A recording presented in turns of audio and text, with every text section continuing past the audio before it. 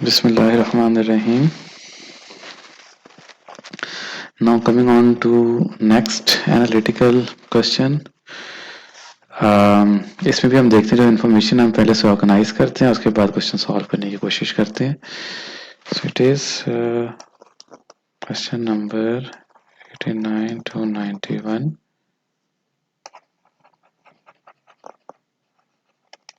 Solution. अच्छा, question क्या कह रहा है? Arts of student of naval must take 4 subjects. अच्छा, यानी कि कोई आर्ट का स्टूडेंट है, कोई भी जो भी स्टूडेंट आर्ट का होगा नवल में, उसको 4 सब्जेक्ट्स लेने पड़ेंगे. Must take 4 subjects. Number 2 point है कि the subjects he may choose from are French, Islamiat, logic, civic, poetry, law. यानी कि टोटल सब्जेक्ट्स कौन कौन से हैं जो ऑफर्ड हैं. ठीक है, सब्जेक्ट्स कौन कौन से हैं? Number 1 is French. Number 2 is Islamiyat. Number 3 is logic. Number 4 is civic. फिर है 5 poetry. एंड सबसे लास्ट में लॉ. लॉ का मैं लिख लेता हूँ LA. राइट, बल्कि स्मॉल लेटर से लिख लेते हैं ताकि बेहतर है. LA law. ठीक है. अब नंबर 3 पॉइंट है the student must take either civic or poetry but not both.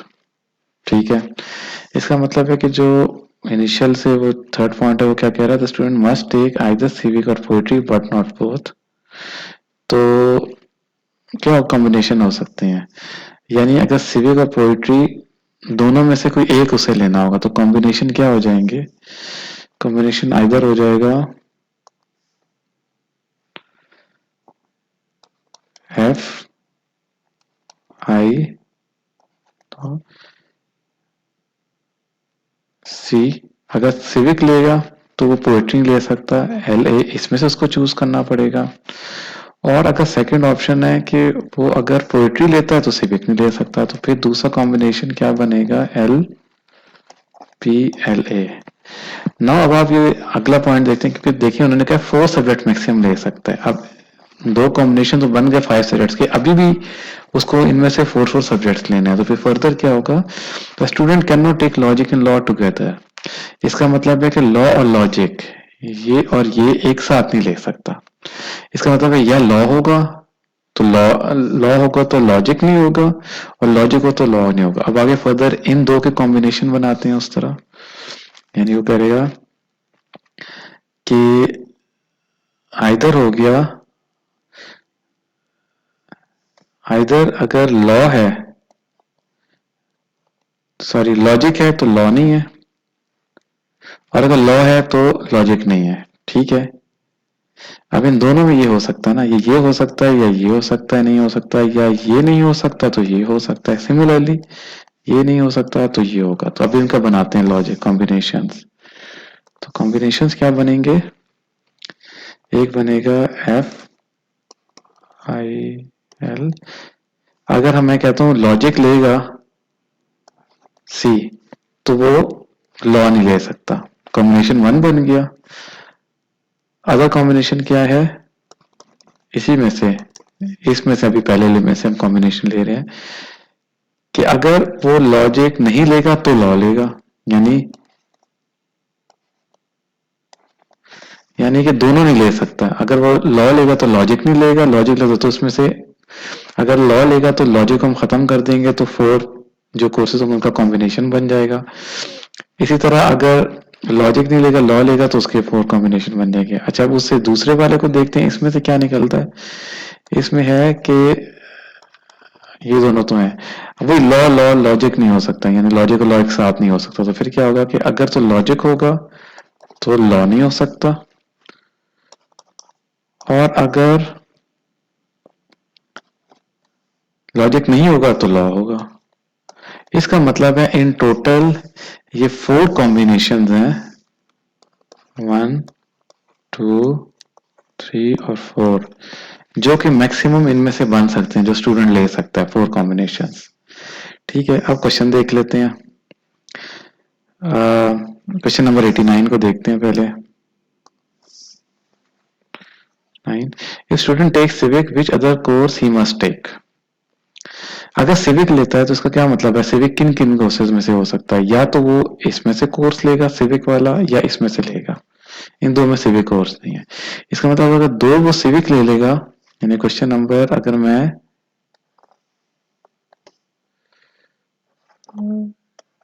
89 choose करूं, तो क्या कह रहा है कि अगर वो सिविक ले रहा है तो फिर और कौन सा मस्ट लेगा कोर्स। तो सिविक ले रहा है तो लॉ मस्ट लेगा, नहीं। अगर लॉ नहीं ले तो लॉजिक मौजूद है, मस्ट नहीं हो सकती। तो हिस्ट्री, अच्छा ये हिस्ट्री ना इनसे मेरे ख्याल से गलती हो गई थी। जो बुक, जैसे वो जिस टाइम कोई मिस प्रिंटिंग या टाइपो एरर है, ये हिस्ट्री नहीं है एक्चुअली, इट्स एक्चुअली इस्लामियात, ये ऑप्शन। तो ये ऑप्शन जरा गलत है, बुक में लिखा हुआ है। तो इस्लामियात हो सकते हैं। तो हाँ देखिए, इन दोनों में कौन सा दोनों में कॉमन आ रहा है कि जो मस्ट हो गए इन एनी केस, चाहे वो लॉ ले या लॉजिक ले। अगर उसने सिविक लिया हुआ है ना, तो मस्ट कौन सा होगा ऑप्शन इसमें, या तो आपका कॉम्बिनेशन हो सकता है कि एफ दोनों हो जाए, या कॉम्बिनेशन है कि आई। ये एफ और आई में दो जो है ना, एफ और आई, ये मस्ट होंगे, ठीक है, जब वो सिविक लेगा। तो अब इसमें देखें, इस्लामियात का ऑप्शन मस्ट है, ये वाला ऑप्शन ठीक है। लॉ भी जरूरी नहीं है, क्योंकि अगर लॉ नहीं है तो लॉजिक ले सकता है।